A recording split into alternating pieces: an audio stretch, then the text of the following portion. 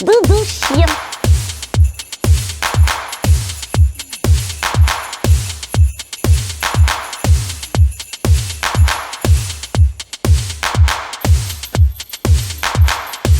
Doudou chien.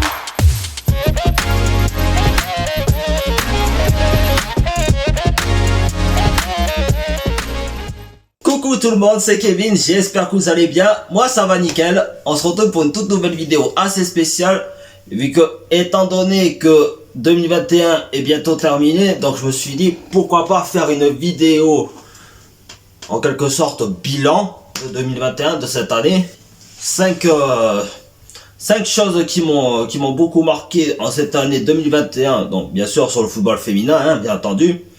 Mais avant cela, n'hésite pas à t'abonner à ma chaîne de YouTube, à lâcher un gros pouce bleu, à me suivre sur Facebook, Instagram et Twitter qui seront dans la description, à activer la petite cloche pour être au courant de mes prochaines vidéos. Bon, bien sûr, je ferai une petite pause pour les fêtes de fin d'année, hein, bien entendu. Hein. Sinon, on va dire que je travaille trop. Et puis on est parti pour la vidéo spéciale Noël. Let's go!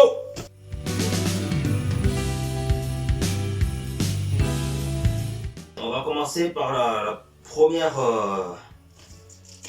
le premier fait marquant de cette année 2021. Alors, voyons qu'est-ce qu'il y a comme cadeau.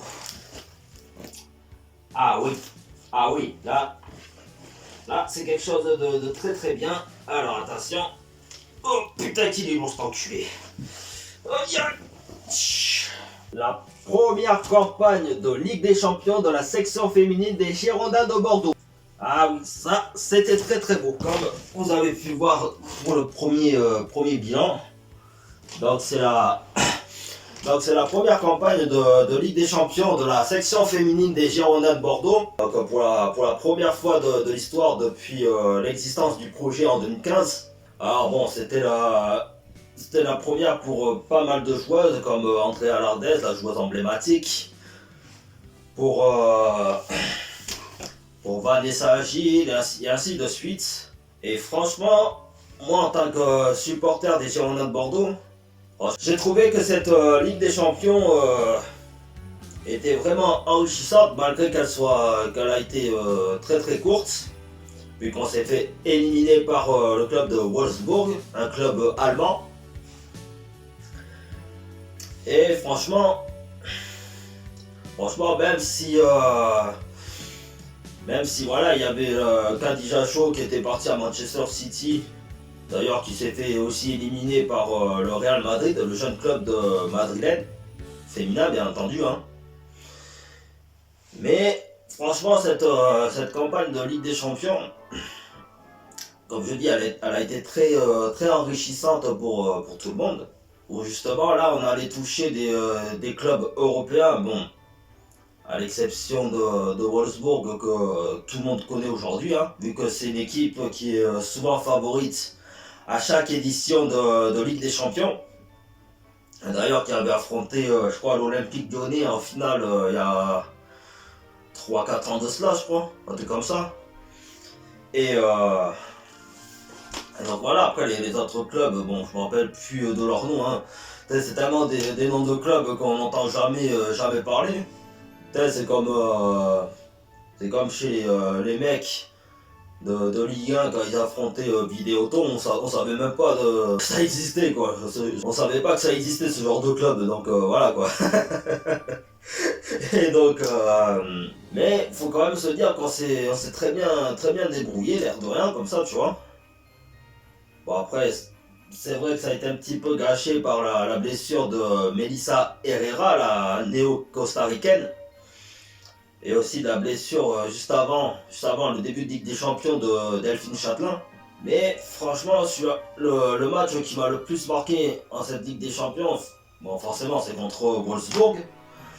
Mais c'est surtout le match au retour qui a été vraiment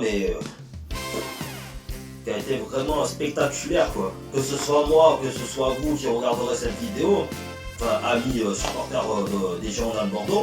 Ouais, donc le match au retour contre Wolfsburg a été vraiment le match le plus spectaculaire. Parce que voilà, que ce soit moi, que ce soit vous, amis supporters bordelais, on y a tous cru jusqu'au bout.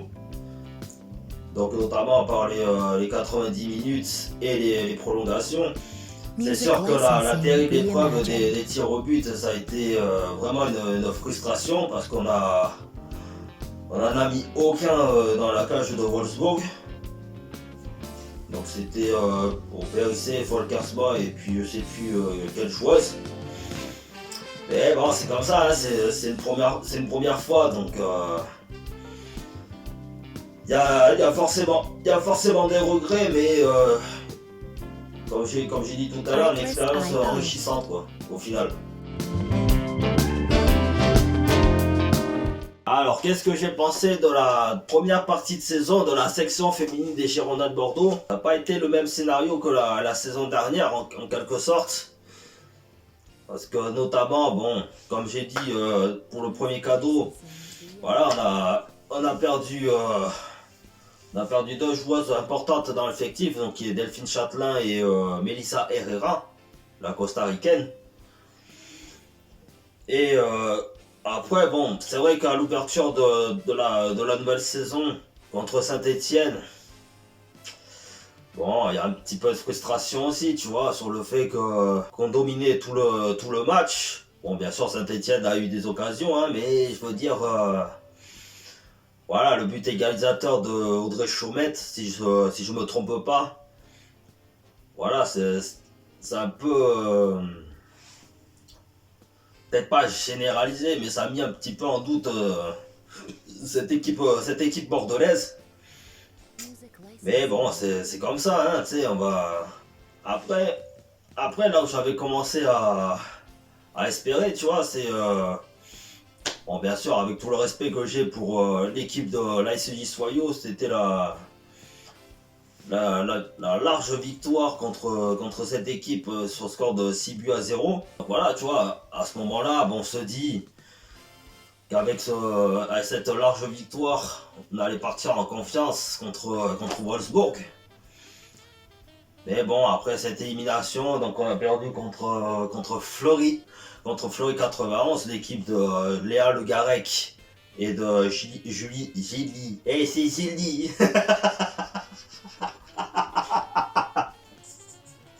C'est gelé.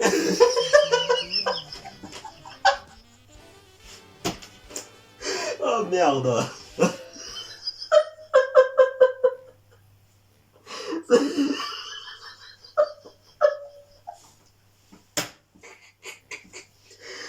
Oh putain, excusez-moi.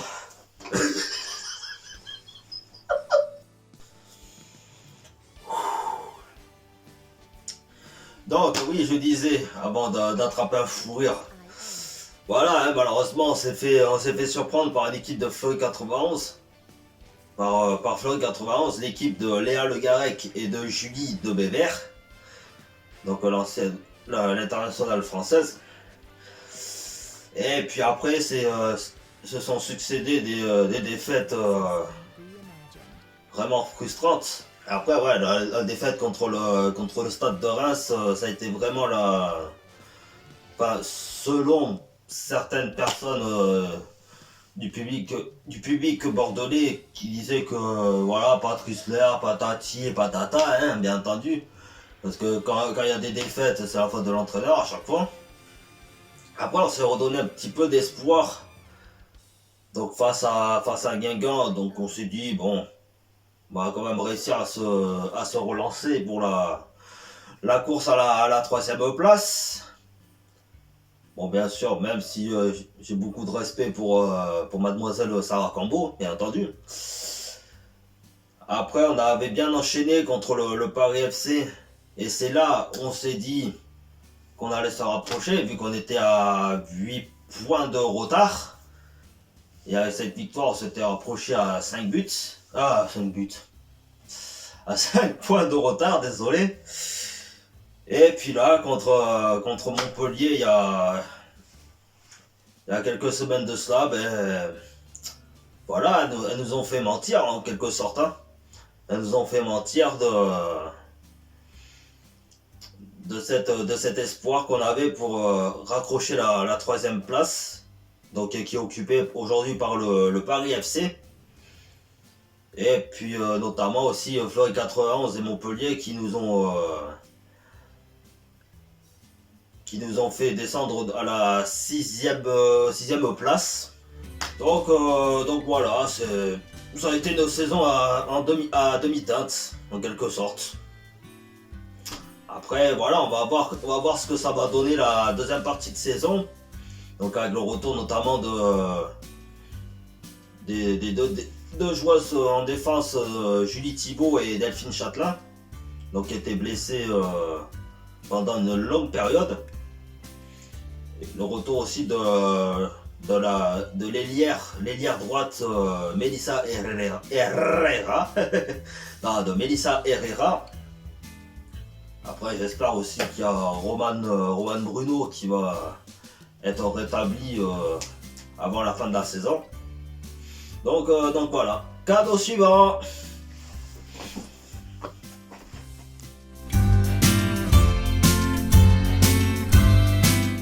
Ah ouais, alors là, mesdames et messieurs, je crois que c'est le plus beau cadeau de 2021, juste avant Noël, que l'on m'ait fait quoi.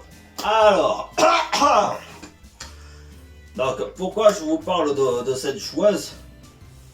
Déjà parce qu'elle a fait partie elle a fait partie du projet de la section féminine des Girondins de Bordeaux, donc à ses débuts en 2015. Bon, malheureusement, elle avait quitté au cours de la saison en 2016, après le match contre Condé-sur-Noireau. D'ailleurs, je vous propose de regarder la petite vidéo réaction donc à ce match-là que j'avais fait. Donc c'était en une période où on était encore en deuxième division, donc avant de monter en D1 la saison suivante. Et donc cette joueuse avait arrêté en quelque sorte sa jeune carrière de joueuse de foot. Il y a une publication sur la page du football club de Gradignan. Et ben voilà, j'ai appris le retour de Sabrina Barbet après des années d'absence, on va dire, hein. Après 4-5 ans d'absence. Et franchement, moi qui ai pu la voir, c'était il y a quelques semaines de ça, en match en retard contre l'équipe réserviste des Girondins de Bordeaux. Franchement, pour moi, elle a pas perdu de son football, tu vois. Elle n'a pas perdu de son football malgré quelques années d'absence. Et d'ailleurs, c'est la meilleure buteuse du groupe B, quoi. Oui, parce que voilà, c'est comme la D2 féminine en fait. Je crois il y a 9 clubs cette année. Donc c'est sur 2 groupes. Et là, pour l'année 2022, ouais, c'est les 5 clubs, les 5 premiers clubs au classement qui vont s'affronter pour obtenir le ticket pour monter en D2 féminine. Et après le reste de l'équipe, les 4 autres équipes devront se maintenir en première division régionale pour ne pas retomber bien sûr en deuxième division. La division en dessous, bien entendu. Et franchement pour moi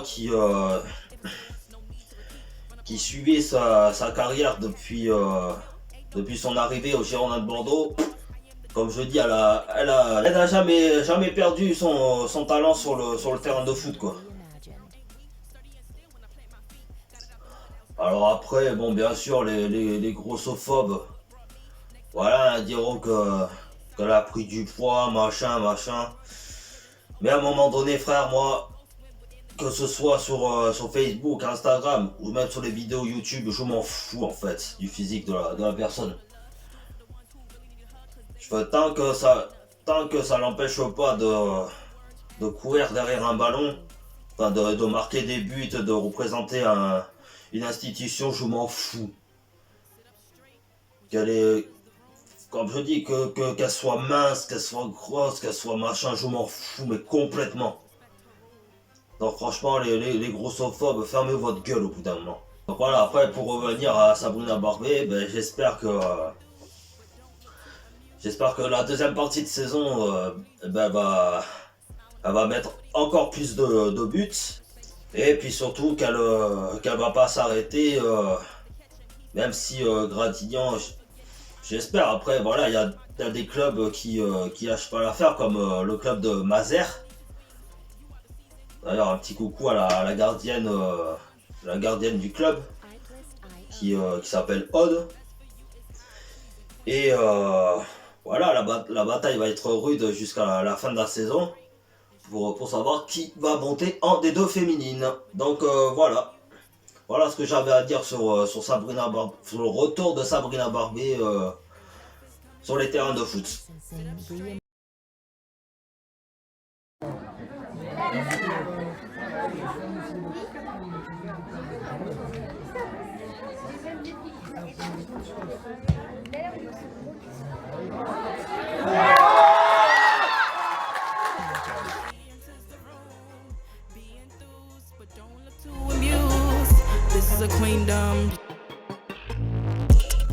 Ah oui, ça c'est un magnifique cadeau pour terminer la vidéo là. Waouh!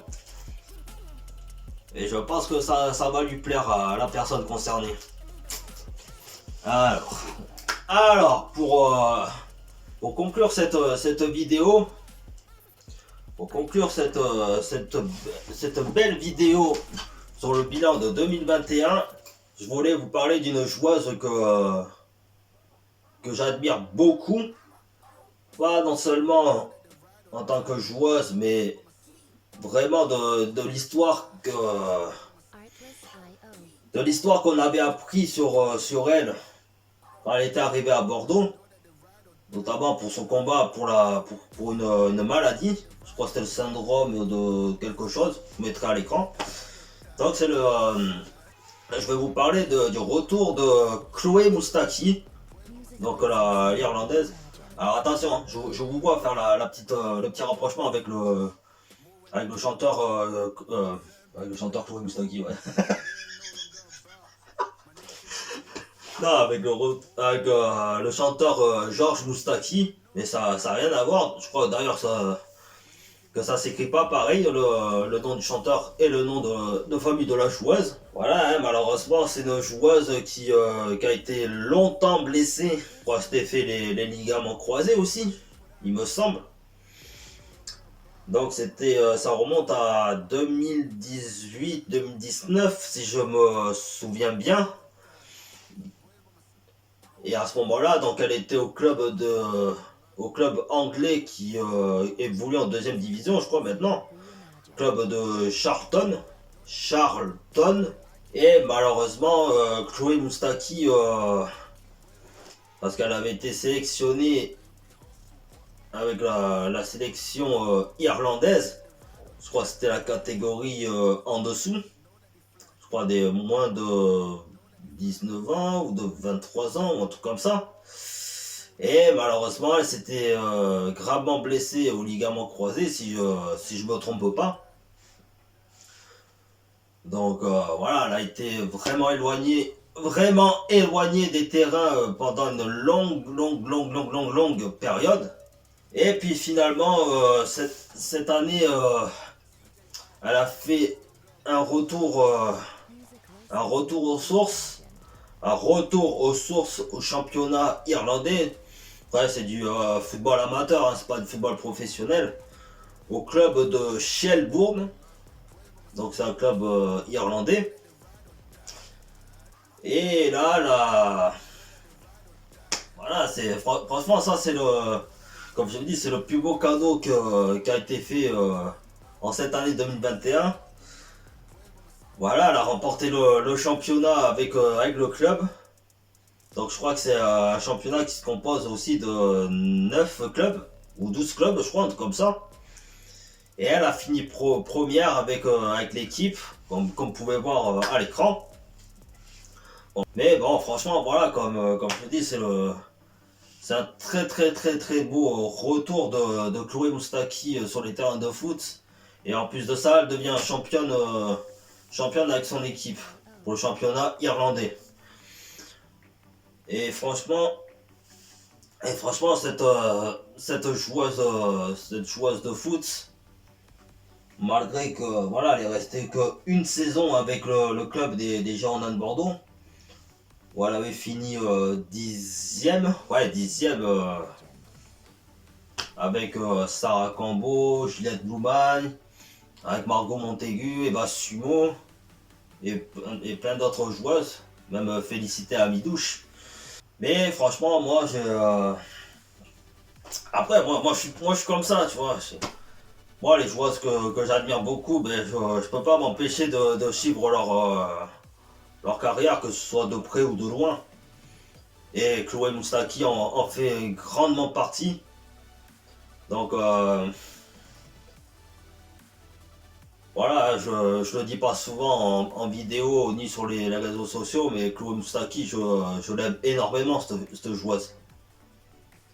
Parce que humainement, voilà, malgré tout, elle continue à... Voilà, on communique de temps en temps sur les réseaux sociaux et tout. Donc voilà, ça fait aussi partie de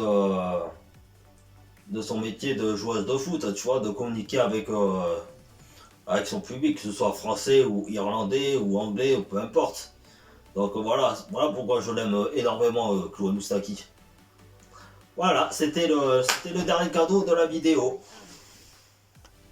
Donc voilà les amis, la vidéo touche à sa fin, j'espère que ça vous aura plu. Si c'est le cas, n'hésitez pas à vous abonner à ma chaîne YouTube, à lâcher un gros pouce bleu, à me suivre sur Facebook, Instagram et Twitter qui seront dans la description, à activer la petite cloche pour être au courant de mes prochaines vidéos, donc qui sera en 2022 hein, du coup, parce que je veux aussi prendre une pause pour les fêtes de fin d'année quand même hein, parce qu'après on va dire que je travaille trop. Non, je plaisante bien entendu, mais j'espère que vous aussi qui regarderez cette vidéo, vous avez kiffé cette année 2021 malgré tout. Malgré que les temps sont durs, hein, avec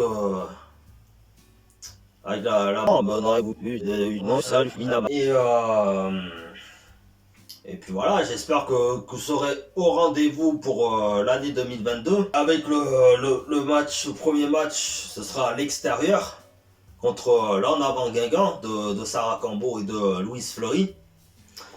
Passez de jolies fêtes de fin d'année malgré le contexte sanitaire.